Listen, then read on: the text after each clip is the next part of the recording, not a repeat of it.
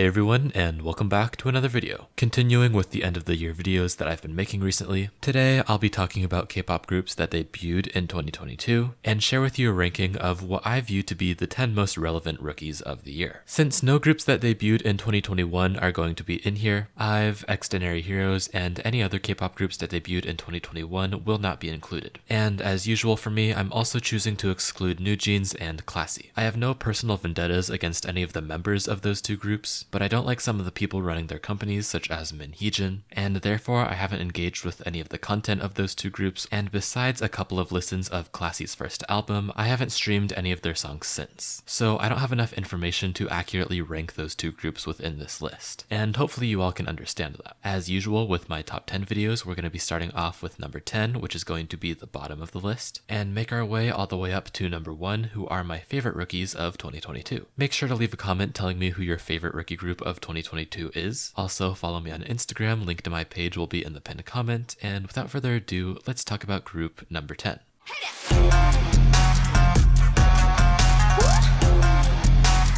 So coming in last place, we unfortunately have Lapillus. Considering that Lapillus debuted under MLD Entertainment, the same company that manages Momoland, even pre-debut, I already had pretty low expectations of this group, and sadly, it seems like my expectations ended up being accurate. Lapillus's two title tracks, Gratata and Hitya, are both pretty widely hated by most K-pop stans, myself included, mainly because they're just not pleasant to the ear. Mostly consisting of oddly written raps and chanting, their songs are super messy and disjointed, having little to no redeemable qualities whatsoever in my personal opinion. I'm pretty sure most people would rather have these girls sing in their songs, and the few vocal moments that we've gotten from their discography have seemed pretty good, so it feels like MLD Entertainment is kind of wasting these girls' talent. They've been able to show that they're pretty good dancers, but basically every single K-pop group in existence are good dancers, so it doesn't really make them stand out. And as I kind of mentioned before, the only reason that they do stand out nowadays is because their music is pretty weird. I think Lapillus have a lot of potential to improve in the future, but considering where they're at now, I can't really justify putting them anywhere above number 10.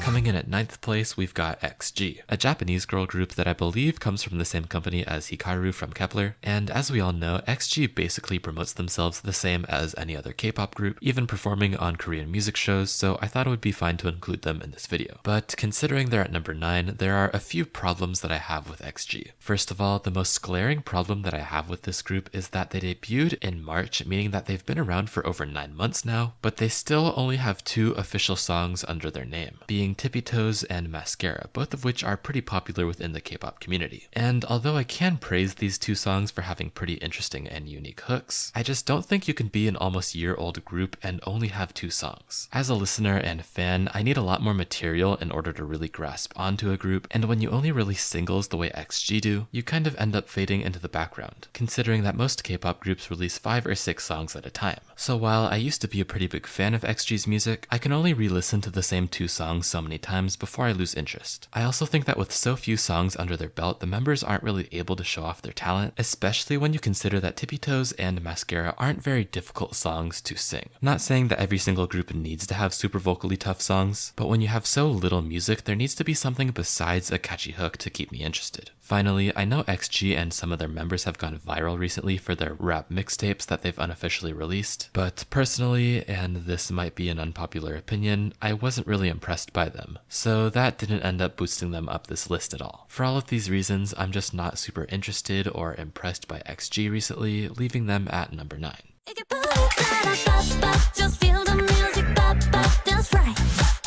At number 8, we have VIVIZ, a group that I might have put higher on this list around like a month ago, but I read some comments on my channel regarding why people don't like them, and it actually really made me reconsider. While I do think that VIVIZ have generally good songs, after reading other people's comments, I've come to agree with the idea that VIVIZ are kind of just boring as a group. I've read people's comments saying that VIVIZ aren't as interesting as GFriend were as a 6-member group, that the concepts they do aren't very unique or fresh, and that their music isn't good enough to make people ignore their shortcomings. And I realized that I can't really argue with what any of these people are saying. I don't think there's anything awful about VIVIZ. I think they're decently talented, their songs are decently good, and they have a decent amount of charisma as well. But nothing about them goes above decent for me. They're sort of just average in almost every every single way, which is pretty bad when every single group above them has something about them that's great. Like, I would rather be into a group that's great at something but bad at other things over a group that's just okay at everything. And since that's kind of the category that VIVIZ falls under, I have them at number 8 on this list.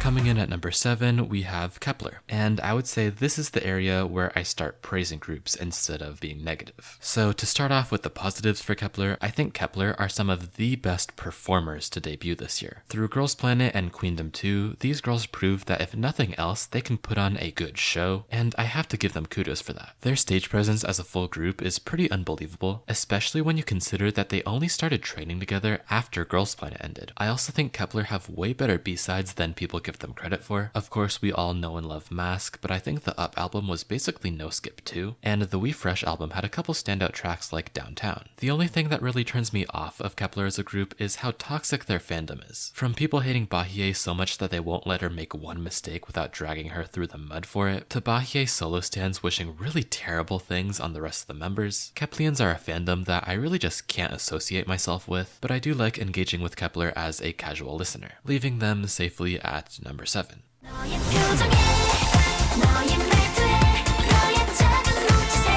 At number 6, we have CSR, who I just quickly want to shout out and congratulate for getting their first win on Music Bank. It's a really crazy achievement, especially for a group that I would still say are pretty underrated, so hats off to them. And as far as to why I put them at number 6, I just think that as a group, CSR are very fresh. This may not immediately make sense to a lot of people, so let me explain myself a bit. In the year of 2022, where K-pop was dominated by trends like retro, Y2K, and pop rock, CSR debuted and had a comeback with a pure and innocent concept similar to that of early G-Friend, which helped them stand out quite a bit. I feel like CSR were able to tap into the magic of G-Friend's early songs like Novelera and Me Gustas Too, while also adding a modern and unique flair that helped them stand out from the rest of the rookies that debuted this year despite not coming from a big company. I know a lot of people that weren't fans of the popular trends in K-pop this year were able to find a group that they really liked in CSR because they didn't follow any of the trends, and I have to applaud them for that. Though I'm actually not the biggest fan of CSR's sound and concept, I just really respect their branding and marketing, so I thought it was appropriate to put them at number 6. And now let's move on to the upper half of this list by talking about number 5.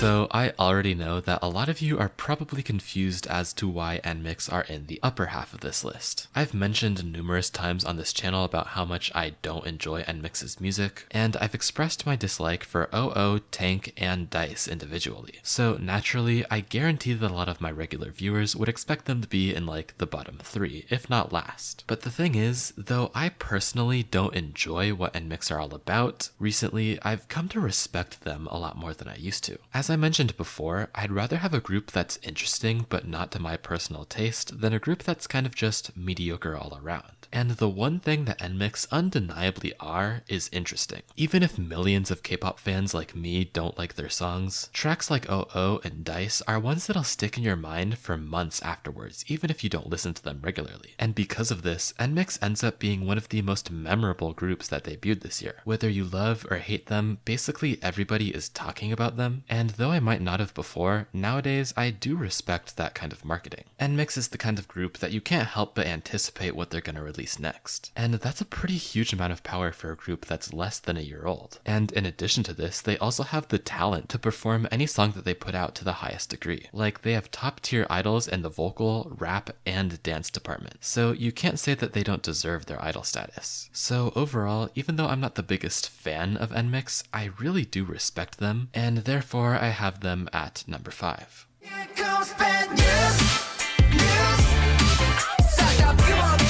In fourth place, and the only boy group on this list, we have Tempest, a group that I think deserves a lot more international attention. Considering that 2022 was the year of the girl groups, people didn't really care to tune into any of the new boy groups that debuted, but I seriously think people are missing out when it comes to Tempest. While most other boy groups were still making the loud and noisy music that most K-pop stans don't like, Tempest debuted and had a first comeback with a fresh and bright concept that not enough people paid attention to. Bad News and Can't Stop Shining are some of the most underrated title tracks of this year, and I don't know if I'm more upset that these first 2 songs weren't as successful as they could have been, or if I'm more upset that for their second comeback, Tempest ended up going with a noisy boy group concept that I don't think fit them, and got their first music show win with that song. Honestly, I'm kind of scared that their company is going to take that as a sign to stop making bright and fun music, but either way, I would still say that Tempest have the best discography out of any 2022 boy group. Their first 2 mini albums were pretty solid, and despite their most recent one having a questionable title track, there were some good B-sides. So although I am kind of scared for what Tempest are going to do in the future, if I had to recommend a boy group out of all of the ones that debuted this year, it would undoubtedly be them, leaving the group at number 4.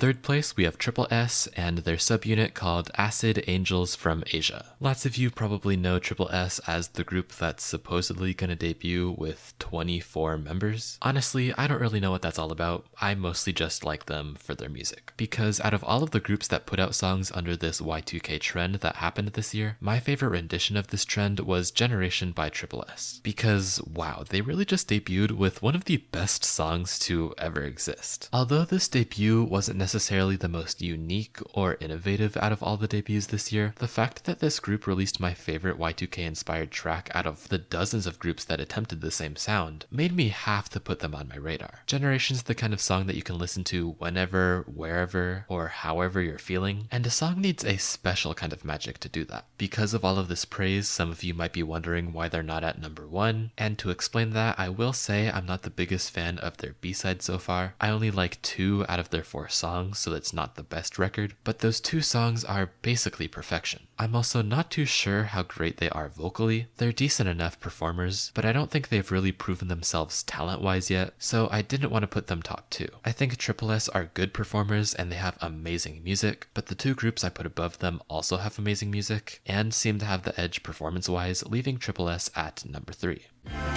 You take me high, you take me high.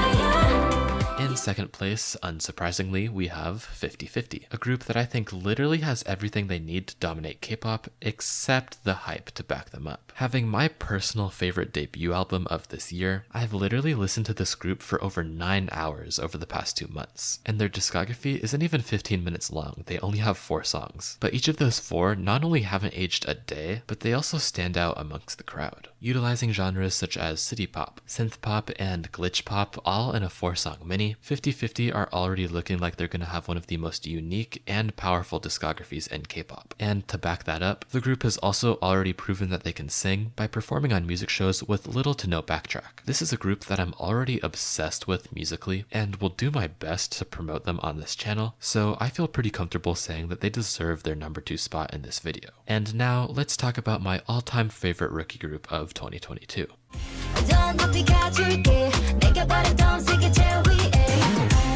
I really doubt that many people are going to argue with me when I say that I think the best rookie group of 2022 is Lesserafim, because this year they've become one of the most adored K-pop groups worldwide, and I would say for good reason. Releasing 2 mini albums and still not having a single skip under their catalog, Lesserafim has had one of the strongest debut years that I've ever seen from a K-pop group. Besides both Fearless and Anti-Fragile dominating the charts, Lesserafim's first 2 mini albums were both cohesive and unique at the same time. You would never confuse any of their songs with each other, but none of them feel out of place in their discography either, making it so that even their B-sides are recognizable to most K-pop fans after a few seconds. Lesserafim are also amazing performers. All 5 of them have incredible stage presence, with Chaewon and Yoonjun being amazing vocalists as well. I could really go on and on all day about how good Lesserafim are, but I'm pretty sure all of us know that they're basically perfect. I could not be more excited to see how their discography grows over the years, and I have absolutely no arguments against putting them at the number 1 spot. Lesserafim are just,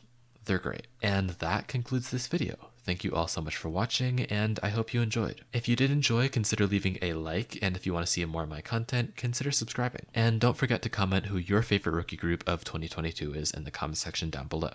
Last thing before we go, as always, I would like to thank all of our channel members. So without further ado, thank you Opijin ITZY, Woo Twice Tees, Dog, Zeus112, Jackie, ZVH, Soda Scribbles, Shiny, Mizumo Norovie, Cassie, Gav, Chili's Cafe, Ale, Che, Julian Salazar, Alpha Fox, Edgy Does Things, Namjoon's Lost AirPods, Kaylin Caster, Flo099, Wooyoungi, Mel T, Kieran Johnston, Sunmi Shine, Julia, Stay22, Damien J, Lennon, Adifa N, JYP Jisungi, Sonorinth, Jed, 97th Heaven, and our newest member, Kurosaki AMVs. Thank you all so much for supporting the channel, and I'll see you all in the next video. Peace out.